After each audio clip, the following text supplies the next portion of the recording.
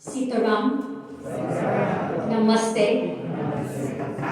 It is a great honor to deliver the Mahatma Gandhi lecture today at the 26th Annual Mahatma Gandhi Peace March. Actually, 91 years ago, Gandhi led thousands of Indians in the Salt March, a 240-mile march to the Arabian Sea. Today, we march together through Richmond Hill, ending here in my district at Tulsi Mandir.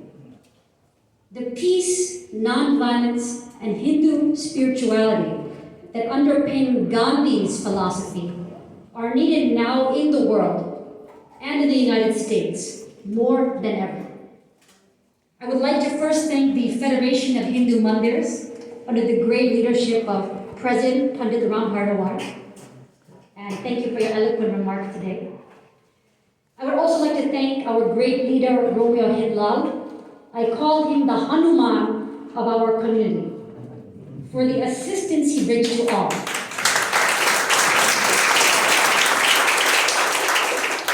Just as Hanuman brought assistance to Ram so he could fight the demon king. Also, Pandit Baya, Bapuji. It was I'm speechless watching you walk down Liberty Avenue in the manner of Gandhiji. It was one of the most inspirational sights I have seen. Thank you. The truth is, I would not be standing here today if it weren't for Mahatma Gandhi. Yes, I'm the New York State Assemblywoman for the 38th District, South Queens, and the first Hindu-American elected official in our state. But long before I was popularly elected by the people, I was a student of Gandhi. He inspired me to this life of service. Like many South Asian American children born here in the United States, I was inspired by the social justice convictions of Gandhi, an inspirational world figure from the home of my ancestors. Following his commitment to ahimsa, non-violence, I became a vegetarian in high school. And I remained so ever since. And I remember my commitment to societal good literally every time I eat a meal. Gandhi famously had no more than 5 to 12 worldly possessions. He lived an austere life dedicated to prayer, fasting, and meditation. He believed in letting your life be your message, in disciplining and conditioning yourself for your work. He believed in minimalistic living, where you are not attached to material goods, but rather to your highest ideals. For a young person deciding how to enter the world, this indeed presented a way to live a meaningful life.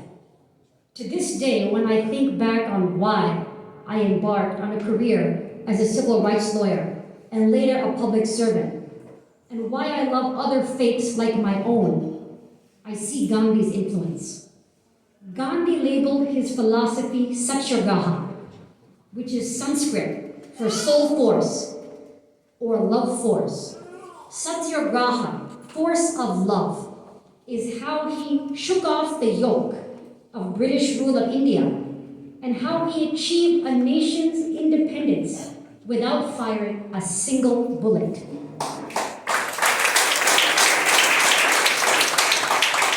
And I would like to highlight 2 points about Satyagraha.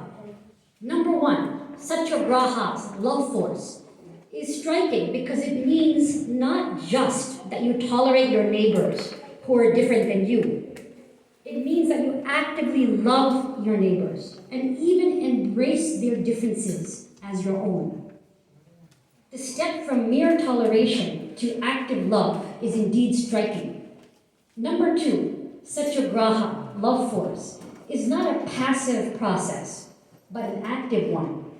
Some have characterized Gandhi's civil disobedience as non-violent, passive resistance. But there is nothing passive about it. Non-violence and Satyagraha love force are active and aggressive processes. The love force of Satyagraha is not just about refusing to attack your enemies. It is about actively embracing your enemies and those who may be different from you.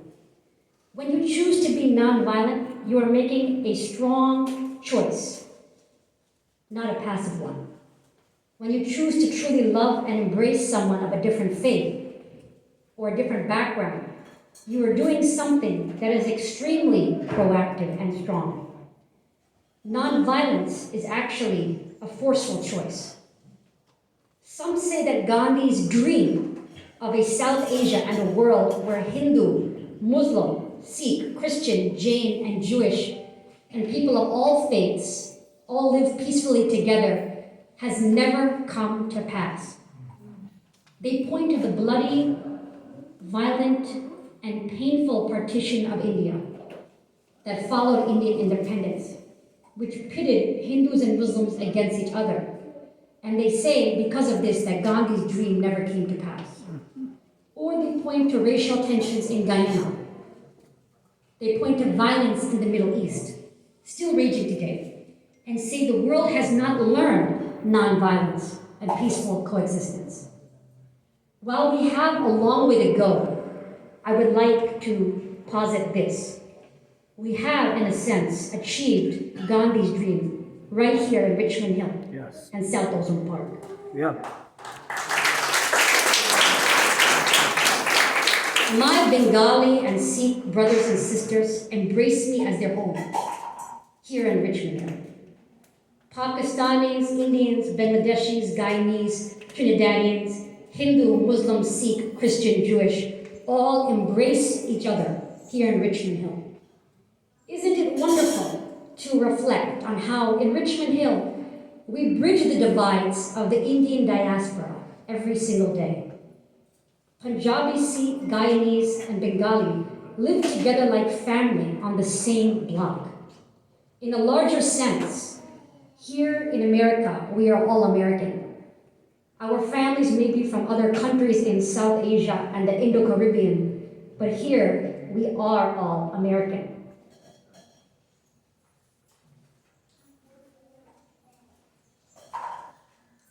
And I am not the only American inspired by Gandhi.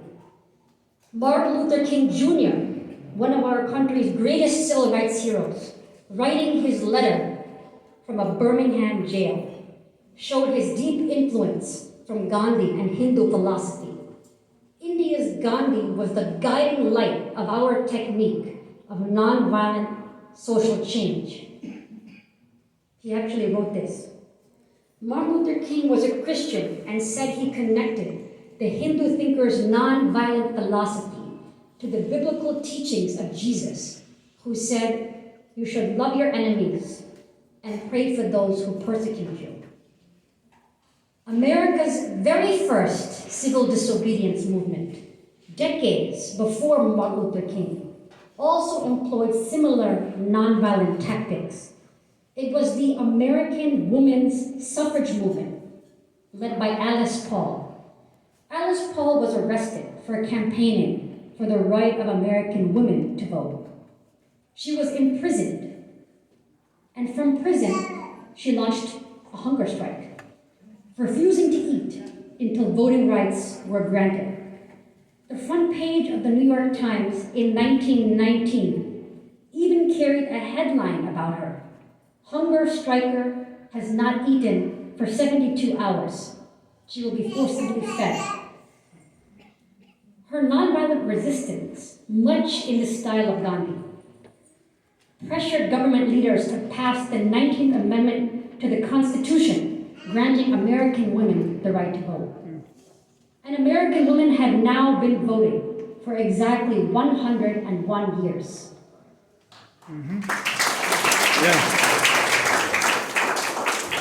It is notable that our next mayor of the city of New York, Eric Adams, has adopted veganism. A recent press expose of his apartment showed that he too lives minimalistically, conditioning his life wholly in the cause of leadership and service. Gandhi preached the discipline of mind and habit required for social justice and for leadership. Some of the greatest leaders in American history have modeled themselves after him and exhibited this kind of discipline. Americans have also drawn from the Hindu spirituality of the East. There is a strand of American history that shows the influence of the dharmic religions like Hinduism. The transcendentalists of the 1800s, Henry David Thoreau and Ralph Waldo Emerson, were drawn to Hinduism and adopted minimalistic living in nature with few possessions. I propose that there is a place and a need to extend our dharmic light across the United States. Dharmic traditions and Gandhi's Satyagraha that stems from Hinduism can make an enormous contribution to our country. Yes. Consider, for example, the polarized and toxic political climate that we now inhabit. Early this year, rioters descended upon the US Capitol in display of violence our politics has rarely seen. In our political discourse, people call out each other on social media outlets or media without ever having connected with the person that they are talking about. Even Bill Clinton himself said that politics is organized for fighting. But most actual change actually happens simply by getting along. Mm-hmm. And yet today, we see little effort in our politics to build coalitions and collaborate with others. If we did, employing some Gandhiism and willingness to find a common ground, perhaps we could join together to solve the greatest problems of our time, including creating universal health care for everyone, eliminating climate change that is causing dangerous extreme weather, and improving our housing and our schools, uplifting our youth. As we reflect on Gandhiism, Satyagraha, and Hindu principles that underlie it, it is clear that we can all do better, disciplining ourselves and making an extra effort to build unity, embracing others.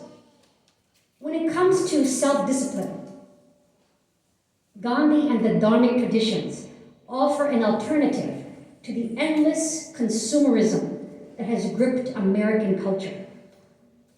In America, we are facing a crisis of consumer culture where people seek instant gratification, order large sodas and sugar drinks that harm their well-being, and focus on collecting material goods. When this becomes the focus on the most meaningful parts of our lives are lost. On kindness, on lifting up our fellow human beings who are struggling. Consuming bad foods has led to